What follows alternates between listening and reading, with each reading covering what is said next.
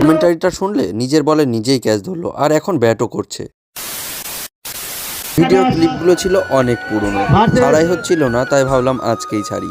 সেদিন গিয়েছিলাম পাশের একটা গ্রামে পিং পং টুর্নামেন্ট দেখতে, আর গিয়েই শুনলাম যে গ্রামেরই দুটো টিম একে অপরের বিপক্ষে পড়েছে লটারির মাধ্যমে। সুতরাং খেলাটিতে তো মজা হওয়ারই ছিল, একে অপরকে স্লেজিং বা এদিক ওদিক টুকটাক একটু তো হবেই।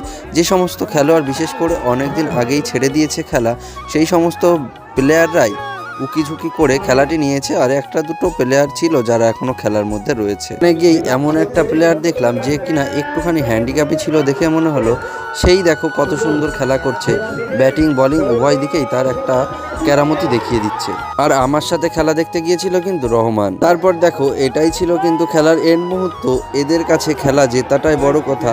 এই জিতটা করে তারা কিন্তু নিজেদেরকে ফাইনালিস্টের থেকেও অনেক বড় জয় ভেবে নিয়েছে। দেখো কি সুন্দর আনন্দ করছে তারা।